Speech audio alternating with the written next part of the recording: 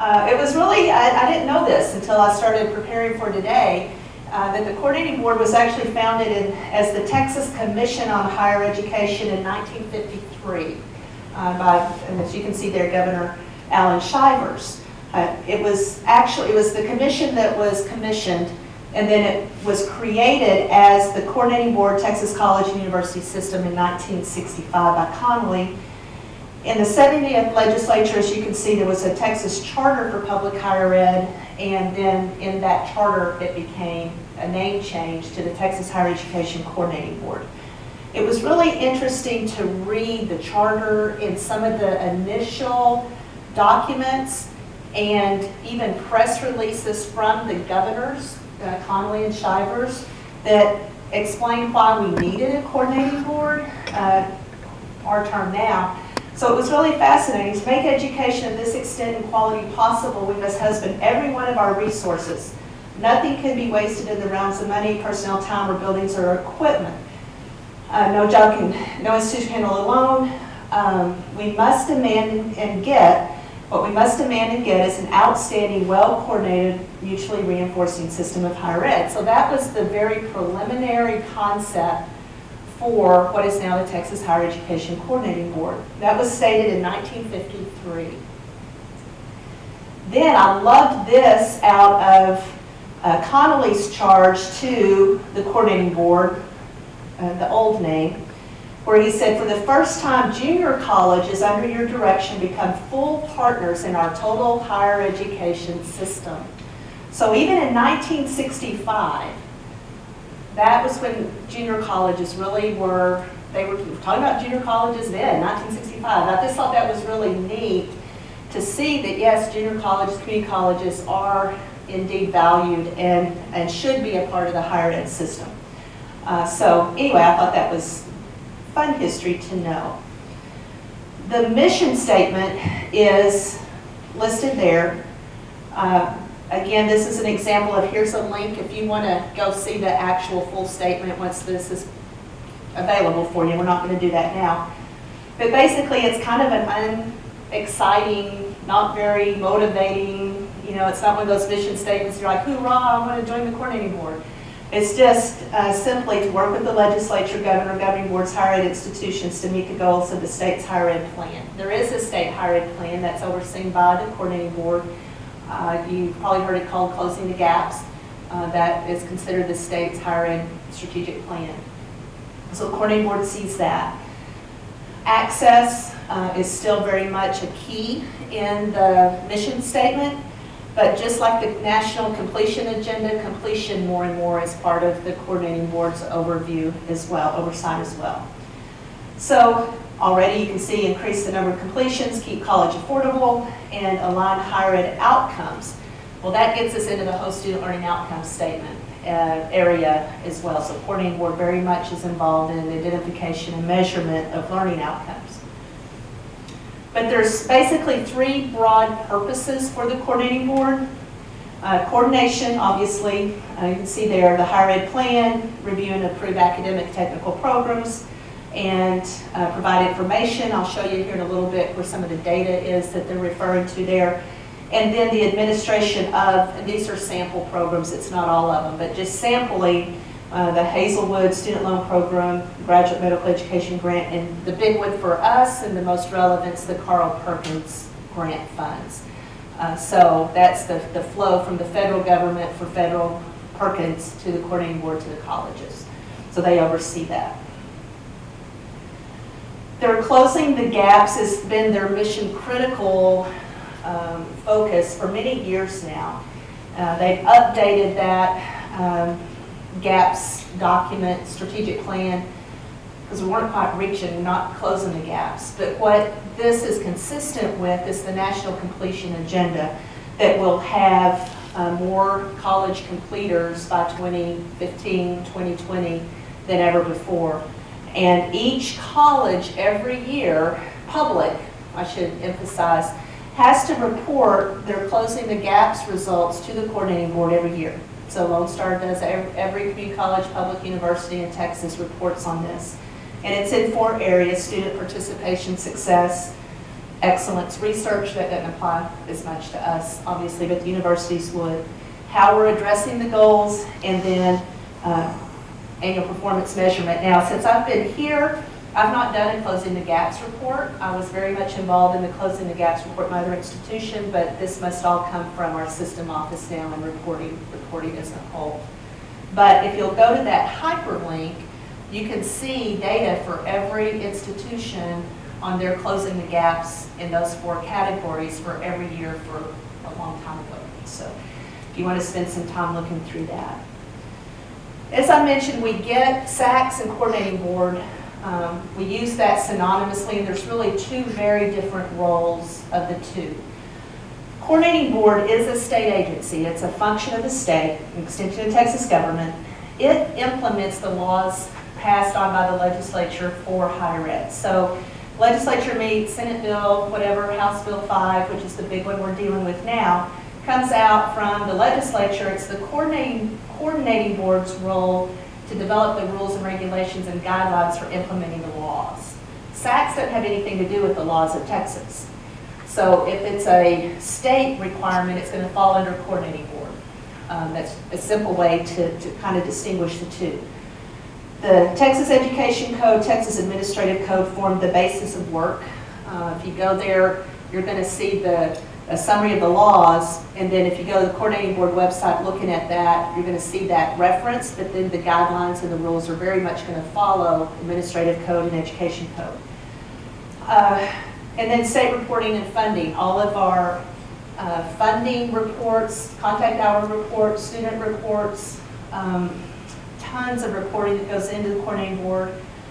They're gathering all of that, and then our funding and what we're given each year based on contact hours, Coordinating Board oversees that as well. So that's just a snapshot of what they do compared to SACS. State agency versus regional accrediting body. Extension of Texas government, we really can't choose not to be part of the Coordinating Board. SACS, technically it's a voluntary organization. If you want financial aid, you kind of want to volunteer to be part of SACS. But technically we don't have to, but it's voluntary. Implements accreditation standards, which are not the same thing as the laws of the state of Texas. Standards of accreditation forms the work, and then the big report where we're reporting to the Coordinating Board all the time on lots of different things all the time. We really just have to report to SACS, well, most of the time once, unless there's monitoring reports and then there's some subsequent reporting. Okay. The structure, the Coordinating Board is a board, and it's a 9-member board, and they're appointed by the governor. Interestingly, no member can be an educator. I know, and it's almost counterintuitive. So if you go look at the bios of all these very competent people, I'm sure they're very good at what they do. They're lawyers, they're doctors, they're professionals, but they're not professional educators. And so on the one hand, I think that they're trying to get that broader view of education, but I think you can see the challenge then is they're not educators. And so there's, I think, just a kind of a built-in responsibility for the Coordinating Board staff then to be able to fully educate them about what the issues are. I didn't put their names or anything. The young woman on the right-hand side is a student representative, and I didn't realize they had a student representative until I was looking this up. But so you can see 9 members appointed by the governor, can't be employed in education, can't be a college and university board member or trustee.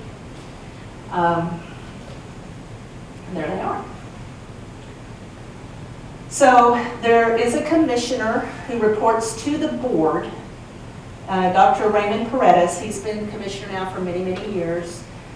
This is just a snapshot of the organizational structure. You know, you can't probably read that. And it's the piece that's most relevant to us.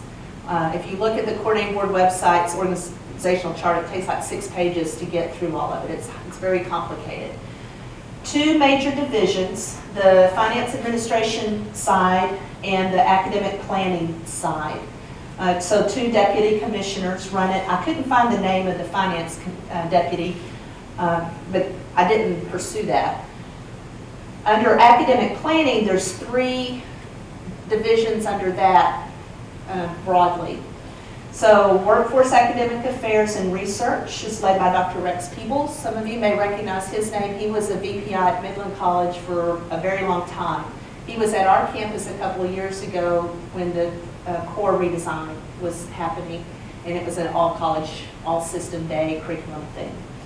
Assistant Commissioner for Planning and Accountability is another division, Susan Brown, and then P16 Initiatives, Judy Laredo.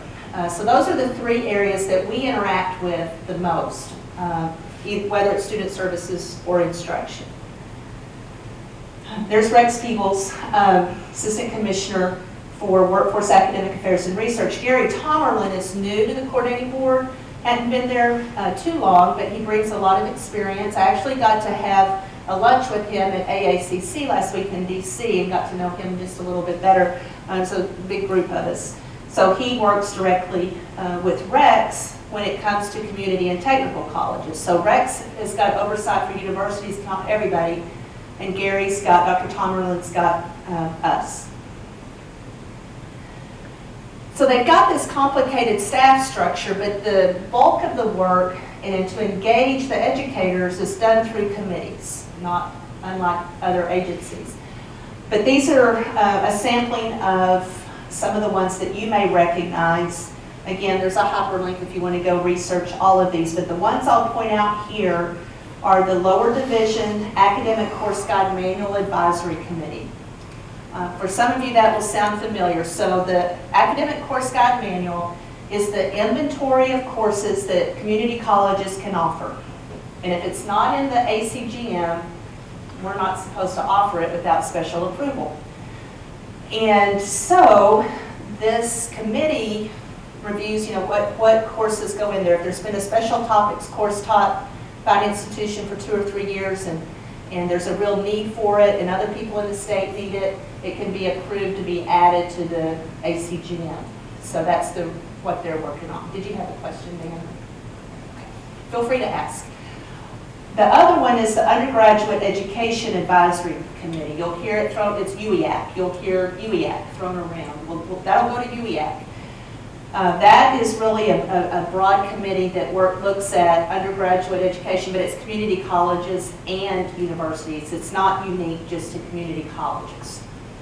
There is a Community and Technical College Leadership Council. I'm not very familiar with that. And there are certainly other committees and task forces, but these are the primary ones. Okay, so there's academic and workforce oversight. Hyperlinks again. The academic matters, I've already mentioned the lower division Academic Course Guide Manual, that's our inventory. Texas Core Curriculum, so all that redesign that we just went through, coordinating board led, driven, that was all coordinating board. Dual credit, and then some others, the degree inventory, field of study, a tuning project. If you haven't heard of the Texas Tuning Project, it's basically where they've taken a couple of major degree areas like engineering and try to align high school, community college, university curriculum and fine-tuned that. So that's where the tuning project comes from. Engineering was one of the ones that was recently concluded. And then a course redesign project has been around a little while. Workforce matters. So we've got the academic side that is overseen by the coordinating board. Then there's the workforce side. So these are the career, technical education, non-academic transfer courses. If you've heard of GIPWE, that's another acronym, Guidelines for Instructional Programs and Workforce Education.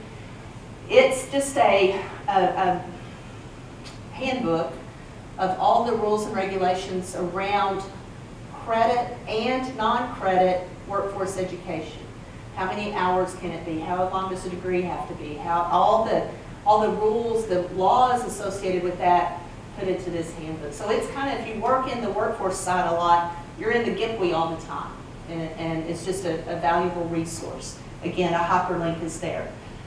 The Workforce Education Course Manual is to workforce education what the Academic Course Guide Manual is to the academic side. So WECM is just the inventory of all of the workforce programs that community colleges can teach. So if it's not in the WECM, again, we have to get approval to teach, etc. The difference between WECM and ACGM, and we've experienced this just in the last couple of years, especially as we've talked about student learning outcomes for SACs. So this is where it can get kind of intermingled.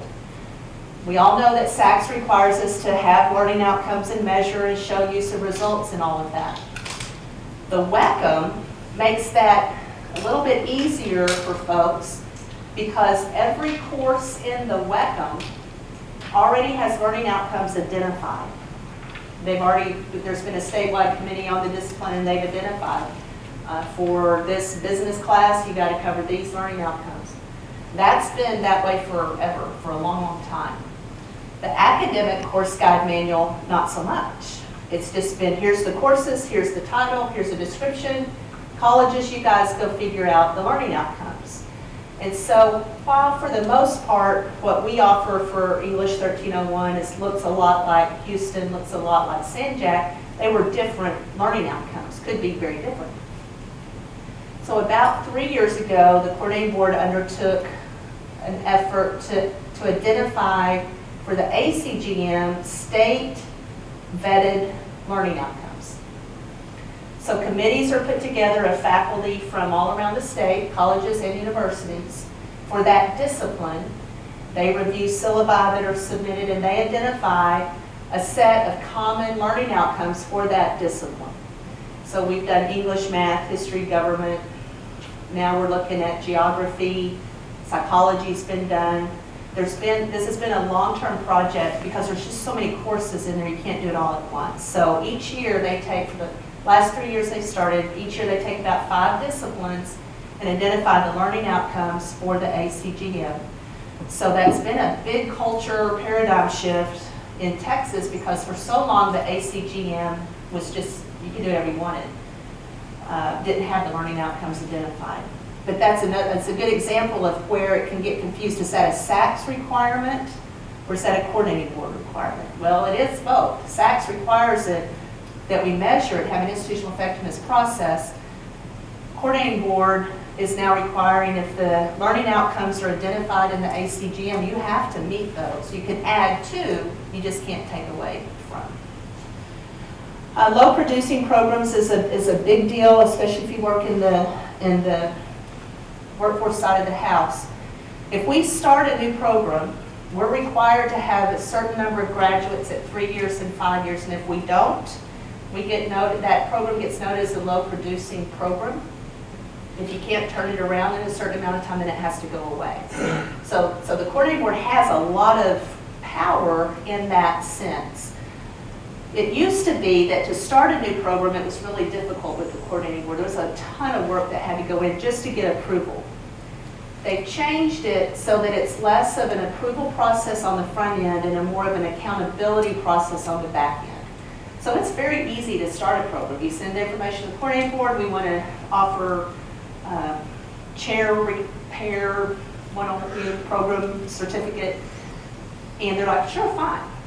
But if we don't have 15 graduates at the end of those 5 years, they're going to say, look, you don't really need that program. So we're always having to track, from an accountability perspective, that kind of information for the state, and then making some real hard decisions when you have a low-producing program. Bit of a rabbit trail, but so now the challenge becomes House Bill 5 wants or creates an expectation for more workforce dual credit. So right now, dual credit's primarily academic. When we open up the world of workforce dual credit, which is a good thing for students, then we have to balance how many classes can a student take before they're considered in that program. And if we have a dual credit student, say they take 3 classes, workforce dual credit towards the chair recovery degree, but then they don't come here and finish, it may impact the low producing report because they started the program and didn't finish, but they never intended to start the program. Again, a bit of a rabbit trail, but that's the kind of intricacies that we're working with through the coordinating board. P16 is a big deal, right? Lots going on with that. So anything dual credit, falls under both academic workforce and then under P16. But what the big one is for P16 are all the changes with developmental education. Sharon, you know this all too well. All of the changes with testing TSI, we can only use one assessment, not two or three different ones. Colleges can't set their own cut scores. The lowest two developmental have to go to adult basic ed. All of that's being driven out of this division of the coordinating board. I think that's all I'll say about that. Okay, so coordinating board rules and policies. So yes, they get their charge from the legislature, then they create the rules and policies. But so when you see things like, you mean our students have to get a bacterial meningitis shot? Well, yeah, because that was a law passed by the state of Texas. The coordinating board had to implement the rules, and then every college university had to deal with it. These are just 4 big policy matters that we deal with the coordinating board on recently or frequently. So the bacterial meningitis, the common calendar. I don't know if you knew there is a common calendar that colleges and universities share in Texas. It's pretty broadly stated, so there's a little bit of flexibility, but the coordinating board does oversee an academic calendar piece for the state. Transfer policy. So coordinating board, again, we're wanting our students to be able to transfer seamlessly, and so the policies associated with that are overseen by the coordinating board. In fact, back to the ACGM Learning Outcomes Project, the reason that, according to the coordinating board, that was undertaken was to ease transfer for students. Because the universities could argue, well, we have the same course description, but I really don't know that in English 1301 these learning outcomes were covered. So now that we have these common learning outcomes, universities aren't supposed to be able to argue that the learning outcomes weren't covered. So that was the intent initially for the ACGM project. Civil rights compliance, I'll mention that real quick because Lone Star was selected, I don't know how many of you were aware of this. I can't remember when we did it, a couple of months ago now, I guess, or maybe when we first came back in spring. When did we do the the tour of the library? We have to move all the books. When was that? A couple of months ago. So civil rights compliance falls under coordinating board. Every year they pick a random sampling of a small percentage of the colleges, and they come to a site visit. And they look at ADA access. And they they looked at everything. They walked every square inch of every campus in the system. And it was just our turn. One of the things we have to do at the library is all of the stacks are ½ an inch too close to each other. ½ an inch, but every stack. And so Pam and Mike and I are trying to figure out how do you fix that? And there are, I guess, forklift things that can be brought in and can pick up the entire stack without removing the books, scoot it over ½ an inch and set it back down. So yes, that was our report, and we'll be working on that very soon. Okay, so the homepage. Practical matters, tools and resources. And I know I'm going quickly. 3 major areas: the workforce, academic affairs, research, P16, and the data piece. This is the homepage. And I said earlier, this is it's a very difficult website to navigate unless you know exactly where you're going and what you're looking for. Can y'all hear me out there if I talk back there? Okay. So the one I want to point out here is the 3rd one down. This is probably, if you need to find something on the coordinating board site, the best place to start. The search function's not always real helpful. So go to Workforce, Academic Affairs, and Research, and you get the division homepage. And this one becomes a little bit easier to navigate at this point. So here's everything to do with public, community, and technical colleges. And then you can see that there's some quick links for the program inventories, document submission. If it has to do with the courses in WECM, you can come here and you can search it. It's a searchable database. You can search it by title, outcomes, description. If you actually know the actual course title, you can find out if it's semester credit hours, continuing ed, however that might be. And so this is a very, pretty robust database you can use.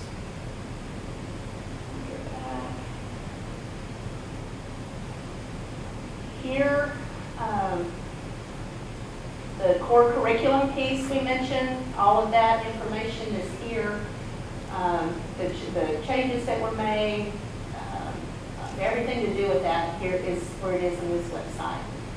Then some of the transfer policies I mentioned, and then the common calendar, the policies, all of those things that I've kind of given you an oversight on is from this community and technical colleges page. It's almost easier to navigate going back through the breadcrumbs than it is to go back when you're working in this web page. Let's see what else I'm going to point out. Here's that low producing programs report. So if you worked in one of those and you were wondering what's the threshold, here are the rules: 25 graduates in 5 years for undergrad programs. So if we're not meeting that, then we've got to look at that program. So it's just this. I just wanted to give you a snippet of how to navigate. Whoop, I did something wrong through there. The other one that I want to point out is the P16 initiative. So here's their division page. Here it is. Texas Success Initiative. There is a lot of information in here. I'm sure those of you that work in it have probably been on this page and found some information. But if you don't know that this page is here, this is the best place to go for anything with the DevEd changes that are occurring. The thing I really want to show you, and what you might not know is available, is this data resources and tools page. This is, we could spend 2 hours going through all this, so we won't. But you can see that they've got different categories of information available, even for parents, the media, for us, those who work in workforce education. The Closing the Gaps report that I mentioned, if you wanted to go see, we'll have Lone Star do on the Closing the Gaps report. What's there? One of the things that I use this webpage for the most is actually on the high school side. One of the things I like to do, let's see, it looks like they've redesigned this.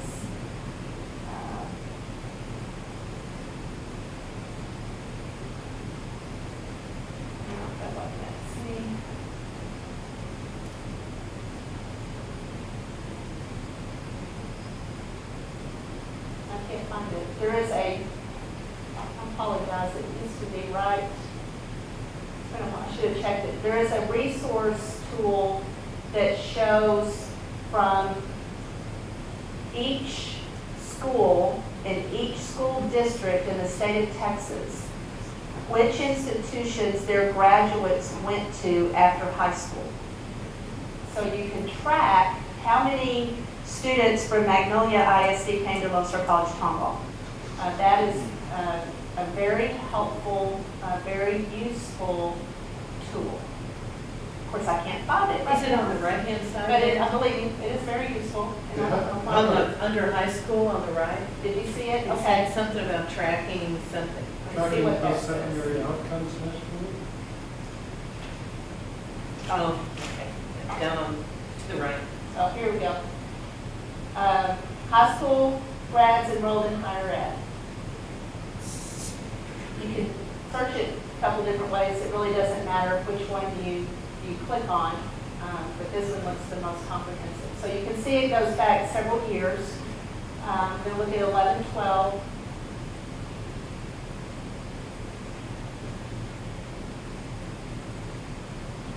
And I'm going to search for Tomball.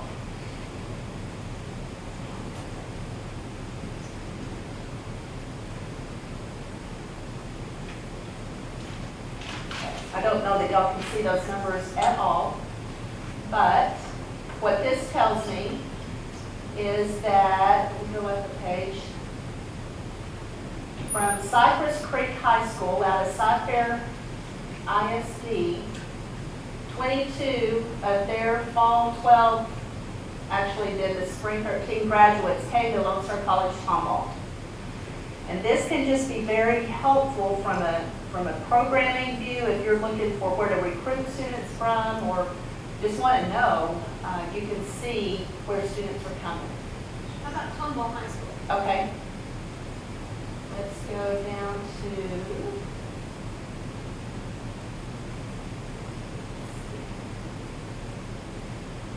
Borger. I'll just point that out. Y'all can't see that. Borger ISD, that's where I went to high school. Let me do a different section, it'll be easier.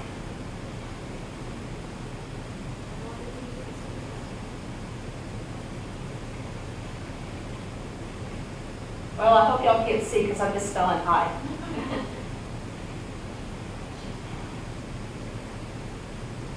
Come on with me. Oh, it's okay, don't worry about it. Let's go to Harris County.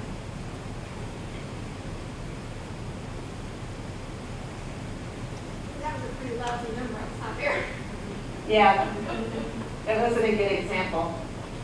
So this is sorted by county. Klein, report, North Forest, Pasadena.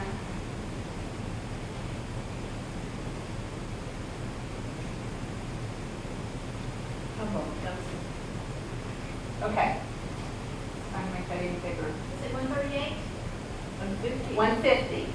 So Tomball High School had 150 students come to Tomball, Lone Star College Tomball, out of 701 high school graduates. Now, you may say only 150, but you have to look at the big picture. The next highest number was 44, and that was A&M. So for us to have 150, it's a really good percentage, and the highest percentage, and that tells me that we're the institution of choice for Tomball High School graduates. The other piece of this data to keep in mind is if a student did not, if it sounds not trackable or not found, they transferred out of state, they may have gone to a private university, so you have to deduct, really kind of deduct that from the total to know in Texas where they went. But you can see 150 at Tomball, 28 at University Park, 5 at Montgomery. Now, if we went up to Montgomery County, we're going to see Tomball was probably a little bit lower, but we probably had a few of the students. But this is just, I go here a lot. I find this to be very helpful, and I like to use this information with our schools when we're meeting so that they know that we're their institution of choice as well.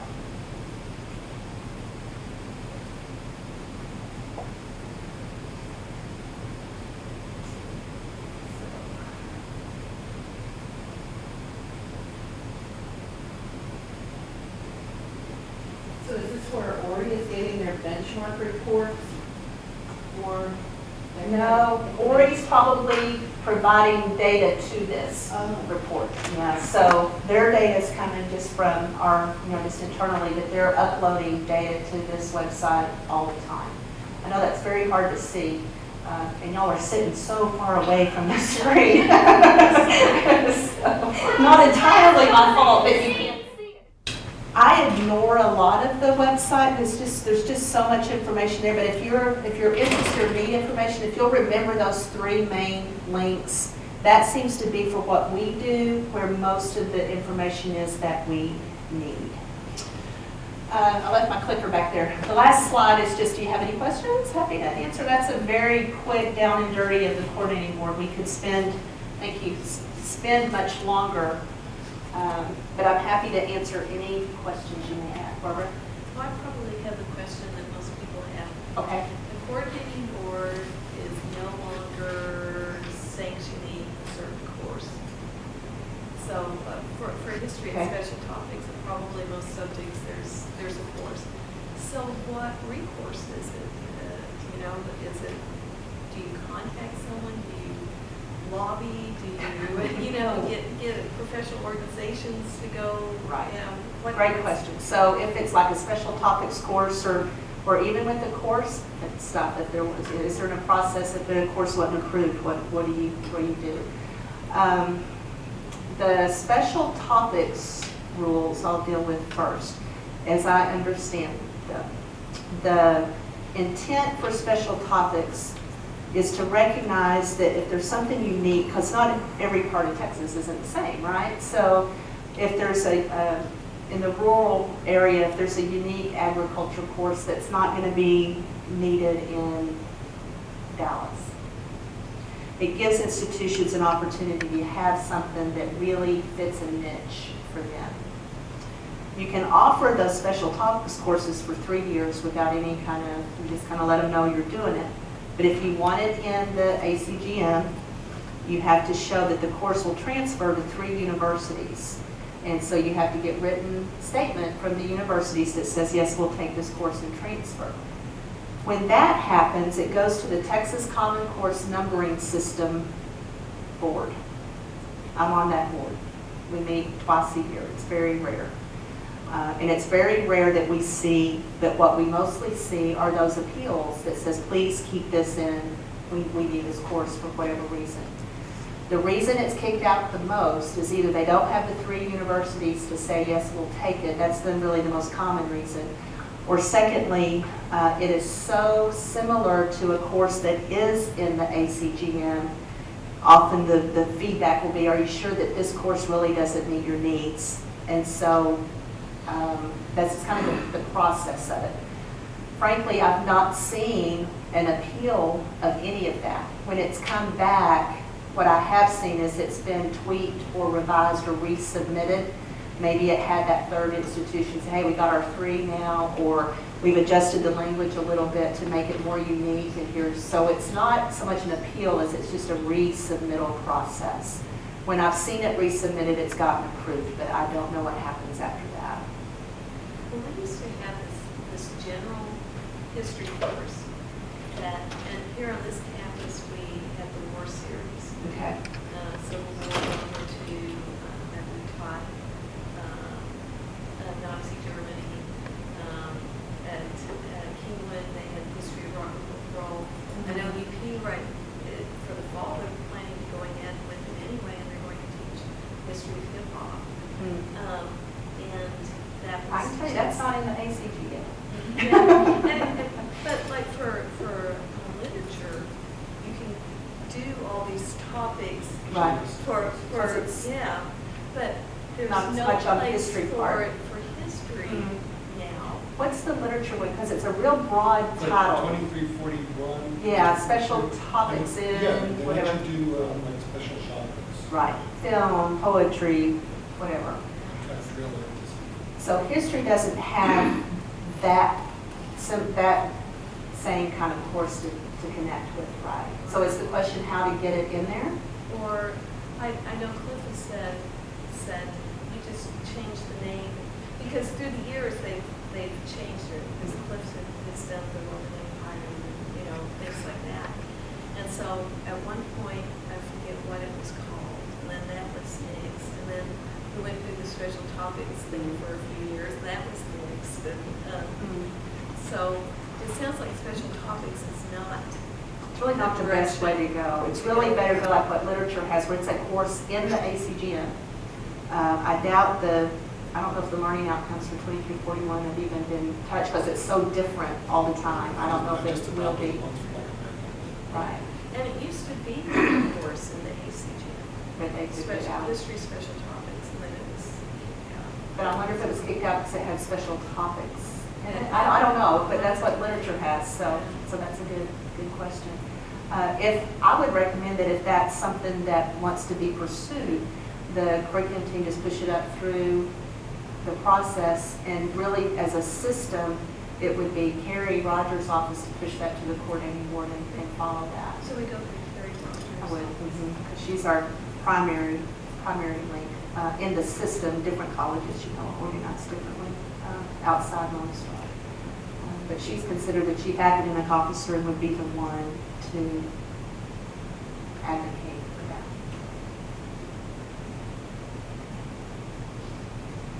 And the reason you want it in there If it's not in the we can offer courses, we just can't submit them for state funding. So that if it's in the ACGM, then you can. If it's not, knock yourself out, but will the students really be able to transfer the course? You won't get funding for it. So that ACGM is a huge foundational piece for a lot of things. Let me know if I can help. What else? You said you met Dr. Gary Cumberland? Tomball. Tomball? But he's over the community. Right. What kind of vision does he have? He said he seemed like a good guy. Seems like a good guy. I'm not sure I know. Because you need to edit this out. He's got a strong workforce background. So I know that our system has had him on campus for some workforce meetings already. I think he is very keen on the partnership, regional kind of partnerships I heard him speak about. So it's not just one institution trying to do their thing, but have a regional approach, especially with some grants and things like that. But that's a great question. I really don't know him well enough to know what his vision will be for what he'll bring to the coordinating board.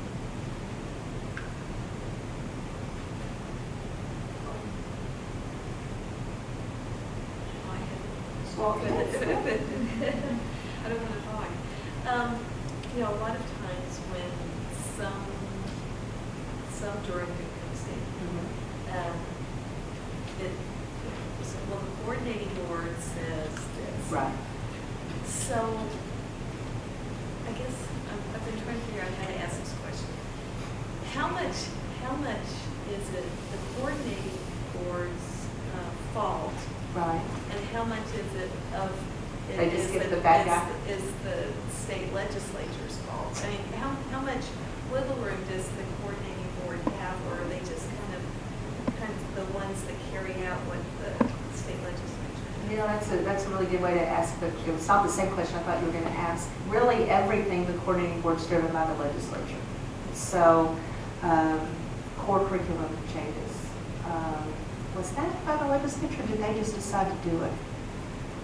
The core curriculum is legislated, but I don't remember if that came out of just UEAC's work, because UEAC, the committee I mentioned, is the one that triggered it for the core change. But I don't know if they got a directive from the legislature or if that was just something they took on themselves. If I had to guess, if this was a test question and I had to guess, I would say they took that on themselves because core curriculum's under their purview. And since the core hadn't been updated since, gosh, it was in 1978 or something when it was all legislated, I think, as I recall, they took that on themselves. So there is that wiggle room. But I may fail this test question because at the same time, the core is in the legislation. So I don't know that they could just change it because legislation is going to have to change. So I don't know if I have a good answer for that. But I would say almost everything the coordinating board does is really driven by the legislature. Now, their rules, interpretations, and all may be where their wiggle room comes. But they struggle when I've been to coordinating board meetings and all too. Like, we don't understand what this says. We're trying to figure it out too. So. And I remember when I first started working in higher ed, I'm like, oh my gosh, the coordinating board, wow. Big, bad, scary coordinating board. And then I started going to some meetings and being involved. I'm like, they're just people too, trying to figure out what it means. And it just kind of took the mystery away. And so when you realize they've got jobs and they're just trying to feed their families and they're trying to figure this out as well. Often we're just in the same boat trying to figure it out. All of the TSI changes that we're dealing with DevEd, that's a legislative thing. House Bill 5 that's changing dual credit and degree pass. It's really a piece of legislation focused at the high school, but it impacts us hugely because of the dual credit workforce piece and some other things there. So it's really informed by a lot of community college folks and the coordinating board working with activist legislators. yeah. And I don't know, it'd be interesting to know how much legislation comes about because of recommendations from the coordinating board. You know, which kind of, what's the chicken and the egg kind of thing there? I would have to assume that a lot of that is coordinating boards living it every day, and they're seeing we need this change legislatively, and then get somebody to help with that. Interesting to think about. I don't know. You had another question though, probably. I did, I forgot it. Okay.